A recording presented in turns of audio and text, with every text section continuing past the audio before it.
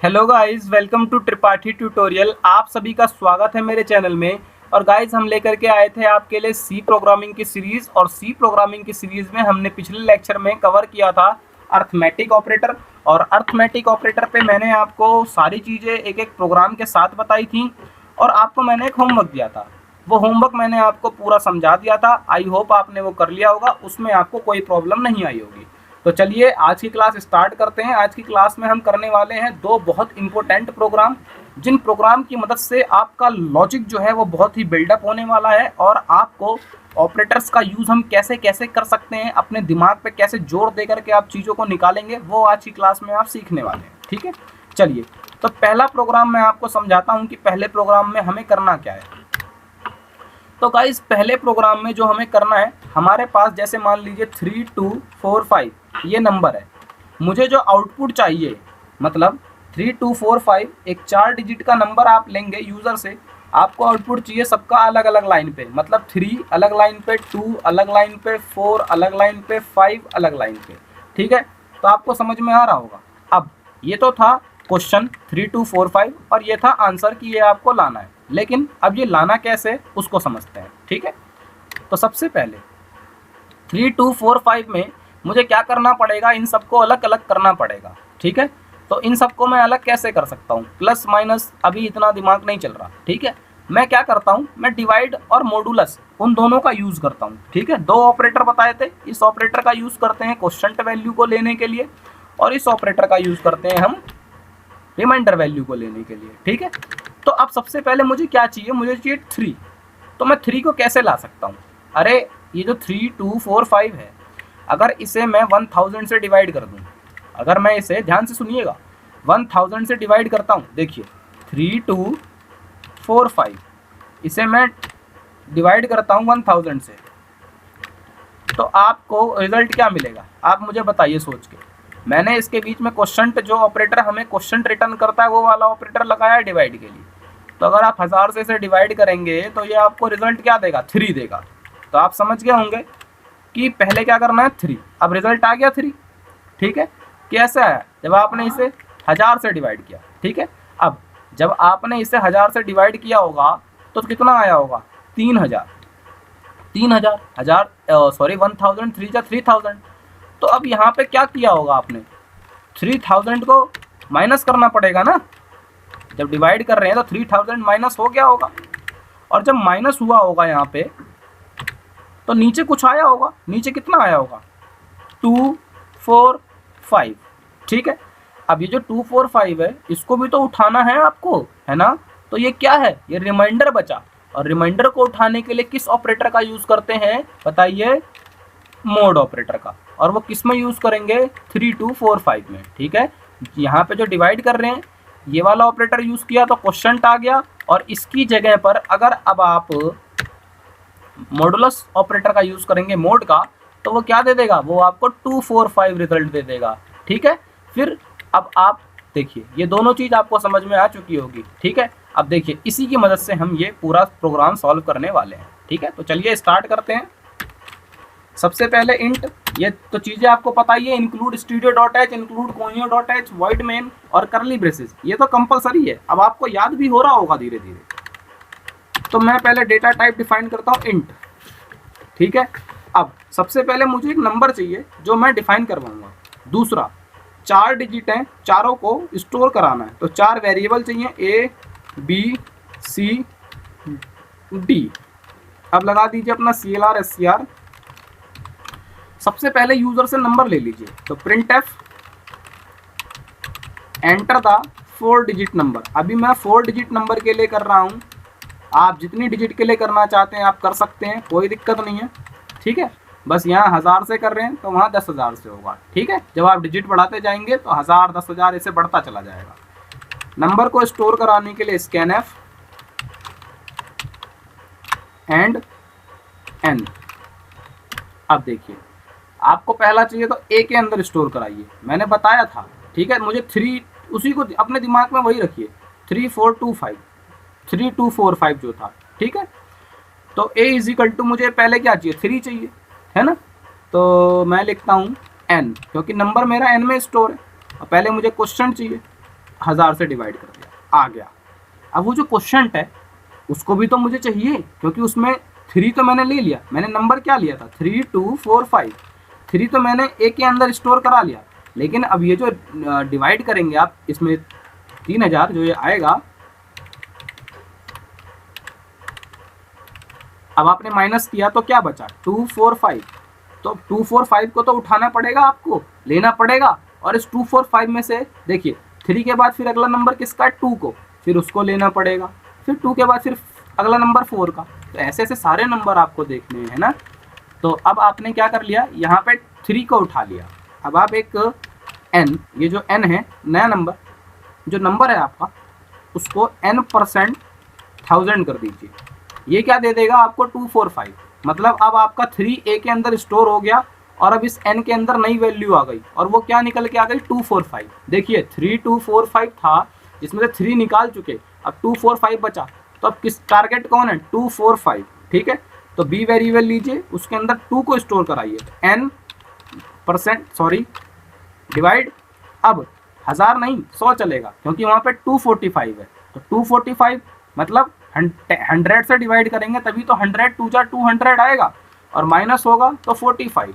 तो 4 और 5 के लिए भी वर्क करना है, तो उन्हें स्टोर कराना पड़ेगा। तो n% यहाँ भी क्या लिखेंगे 100, ठीक है। अब c के लिए करिए, तो n डिवाइड 10, क्योंकि 2 ही बची होगी ना 4 5। अब एक बात बताइए, d के लिए n के अंदर क्यों स्टोर कराएंगे, 2 वैल्यू थी 4 और 5, इसको आपने 10 से क्या किया डिवाइड किया, तो 10 4 जा 40, 5 रिमाइंडर बच गया, और लास्ट में क्या चाहिए था 5 चाहिए था। तो डायरेक्ट डी के अंदर क्या कर दीजिए n मॉडुलस 10, ठीक है। अभी एक बार और स्टेप से देख लेंगे गाइस, ठीक है। वैसे आप इसे पेन और कॉपी में कर करके देखेंगे तो ज़्यादा आपको अच्छे से समझ में आएगा, ठीक है। वैसे आपको समझ में आ रहा होगा। तो जितनी भी ये चीज़ें मैंने करी हैं, इन सबको एक बार आप अपनी पेन और अपनी कॉपी में स्टेप बाय स्टेप करके देखिए, ठीक है, कि क्या हो रहा है, कैसे चल रहा है। कोड को रटिए मत, ठीक है, तब ज़्यादा समझ में आएगा।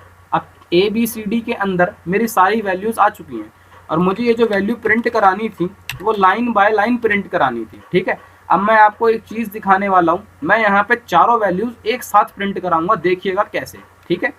तो मैं लिखता हूँ फर्स्ट वैल्यू, फर्स्ट, देखिएगा ध्यान रखिएगा डबल कोटेशन में, फर्स्ट वैल्यू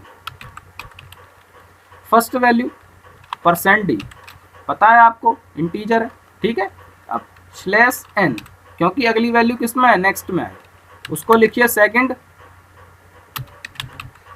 वैल्यू। फिर ये भी क्या है इंटीजर है, %d, फिर /n लिख दीजिए थर्ड वैल्यू, ठीक है। फिर %d, ये थर्ड वैल्यू का %d हो गया, /n। अब लिखिए फोर्थ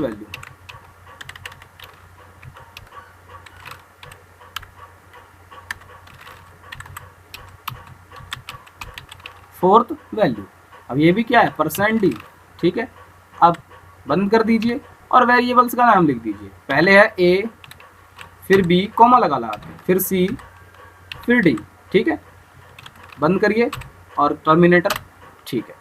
अब क्या करेंगे गेट ch, स्क्रीन को रोकने के लिए आप देख सकते हैं। अब जो प्रिंट स्टेटमेंट में 4 बार लिखता, प्रिंट एक बार a के लिए लिखता, एक बार b के लिए लिखता, तो 4 लाइन का कोड और बढ़ जाता। उसको मैंने एक लाइन में कैसे लिखा, पहले मैंने बताया था स्ट्रिंग से रिलेटेड जितनी भी चीज़ें हैं और %d वो सब डबल कोटेशन में।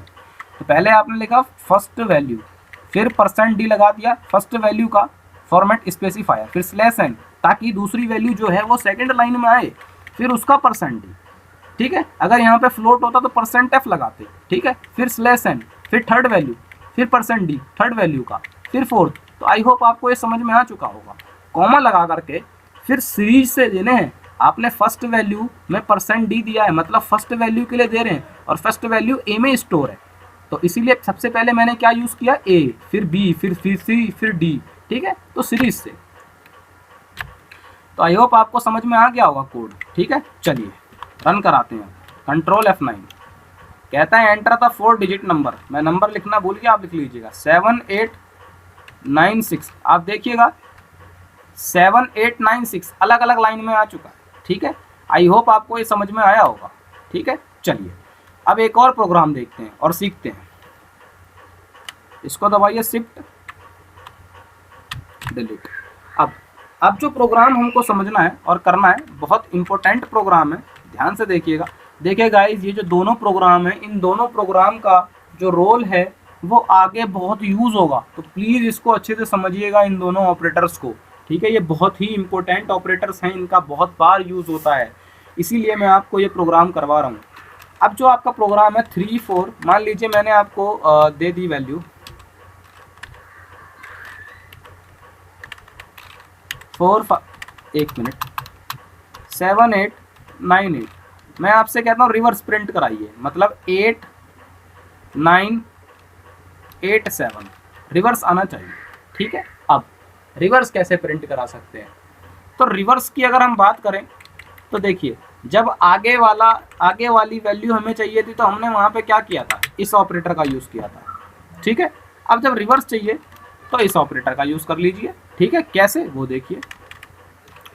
सबसे पहले आपके पास मान लीजिए क्या है 7 8, अब देखिए 4 वैल्यू है तो 4 ऑपरेटर लगेंगे। मान लीजिए पहले ऑपरेटर के लिए, पहली वैल्यू के लिए काम कर रहे हैं, तो जो आपकी वैल्यू है क्या है 7, एक काम करता हूँ मैं इसे 1 2 3 4 करता हूँ ताकि याद करने में आसानी रहे कोड के टाइम पे। 1 2 3 4, मुझे सबसे पहले क्या चाहिए, 4 चाहिए, तो 1 2 3 4। अगर मैं इसे डिवाइड कर दूँ रिमाइंडर वाले ऑपरेटर से जो हमें रिमाइंडर देता है और 10 से करूँ, तो बताइए मुझे क्या मिलेगा। 10 से डिवाइड करके देखिए आप। ठीक है, रिमाइंडर में क्या मिलता है देखिएगा, 10 1 जा 10, 2 बचा, फिर 23, 10 2 जा 23 बचा, 10 3 जा 34 बचा, तो करके देखिए कॉपी में। ठीक है, तो रिमाइंडर बचेगा 4, तो आप देख सकते हैं कि 4 आ गया जी, रिवर्स ही तो चाहिए था। अब ध्यान से सुनिएगा, अब ये जो 1 2 3 है, 4 तो वहाँ पहुँच गया, लेकिन ये जो 1 2 3 है डिवाइड करने के बाद क्वोशंट बन गया होगा, तो क्वोशंट को भी तो उठाना है, तो नंबर में जैसे वहाँ उठा रहे थे वहाँ ऐसे यहाँ भी उठाएंगे। n equal to n, quotient value उठाने के लिए ये वाला ऑपरेटर, और 10 से ही तो उठाएंगे। ठीक है, चलिए तो आपको समझ में आ चुका होगा कैसे काम करना है। अब देखते हैं कोड के साथ। Include studio.h, include conio.h, void main int, एक नंबर लीजिए जिसके जो नंबर आप चाहते हैं, फिर 4 वेरिएबल लीजिए क्योंकि चारों वैल्यू को स्टोर कराना है रिवर्स। ठीक है, फिर CLR SCR लगाइए। CLR SCR आप हमेशा डेटा टाइप डिक्लेरेशन करने के बाद ही लगाया करिए, वरना एरर दे देता है कभी कभी CLR SCR। ठीक है, चलिए अब printf enter the number, enter the 4 digit number.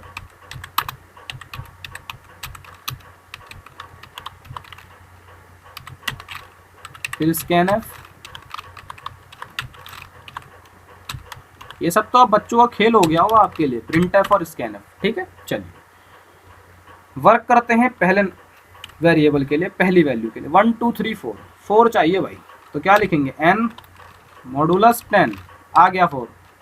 अब जो 1 2 3 है उसको भी तो लीजिए, क्योंकि 4 तो ले लिया, लेकिन 1 2 3 उन्हें भी तो चाहिए, पर रिवर्स से चाहिए। ठीक है, तो n इजिकल टू n 10। ठीक है, चलिए आप देख सकते हैं मैंने क्वेश्चन उठाया है। ठीक है, आप अपने पेन और कॉपी लीजिए और ये मॉडुलस मतलब रिमाइंडर देखिएगा, और फिर ये जो सिंबल है जो क्वेश्चन लेता है वो भी देखिएगा आप। ठीक है, कैसे कर रहा है वर्क। फिर एक b वेरिएबल लिया, सेम वही काम करना है, n मॉडुलस 10, 1 2 3 के लिए था तो ये 3 आ गया इसमें। अब जो 1 2 बचा उसे भी तो उठाना पड़ेगा, तो उसे भी उठा लीजिए, n equal to n question जो वैल्यू देता है हमें स्लैश मतलब ऑपरेटर डिवाइड वाला। ठीक है, अब इसमें n की वैल्यू के अंदर अब 1 2 आ गया, अब क्या चाहिए 2, तो c के अंदर स्टोर कराइए 2, वही n मॉडुलस 10। ठीक है, चलिए अब d में क्या दोबारा n में उठाएंगे, एक ही तो वैल्यू उसे d में ही डाल दो, उठा दो, तो d equal to n divide operator. ठीक है, अब आप इसे प्रिंट करा लीजिए, और एक साथ प्रिंट कराना मैं आपको सिखा चुका हूँ, और अब हमें नेक्स्ट लाइन की ज़रूरत नहीं है, क्योंकि हमको तो रिवर्स आंसर चाहिए। तो आप क्या लिखिए, रिवर्स आंसर इक्वल टू, अब सबसे पहले क्या है, परसेंट डी, एक किसका है ये परसेंट डी, ये ए का है। फिर बी के लिए लगाइए, ध्यान रखिएगा यहाँ पे कोई कॉमा और कोई कुछ नहीं चलता, लगा दिया, चारों के लिए लगा दिया जी, डबल कोटेशन कॉमा यहाँ चलता है, ए बी सी और डी, ठीक है। गेट सी एच स्क्रीन को रोकने के लिए करली braces, control F9, enter the 4 digit number, मैंने बोला 1 2 3 4, आप देख सकते हैं रिवर्स होके आ चुका है 4 3 2 1, ठीक है। आई होप आपको ये समझ में आ चुका होगा। हर एक लाइन को कॉपी और पेन की मदद से लिखिए, करिए, ताकि लॉजिक बिल्डअप हो, आपको चीज़ें समझ में आए, ठीक है। अब आपका एक होमवर्क है, आपको एक कोड बनाना है, जैसे एटीएम मशीन जो काम करती है, ठीक है। अब मान लीजिए आपकी जो एटीएम मशीन है उसके अंदर ये इतने पैसे पड़े, मुझे नहीं पता ये क्या है, इतने पैसे पड़े हैं, ठीक है जी। अब आपको ये पता लगाना है कि जो नंबर ऑफ नोट्स हैं, नंबर ऑफ नोट्स हैं वो 2000 के कितने नोट होंगे। आपको इतने पैसे दे दिए मशीन ने, सबसे पहले वो प्रायोरिटी देगी 2000 के नोटों को।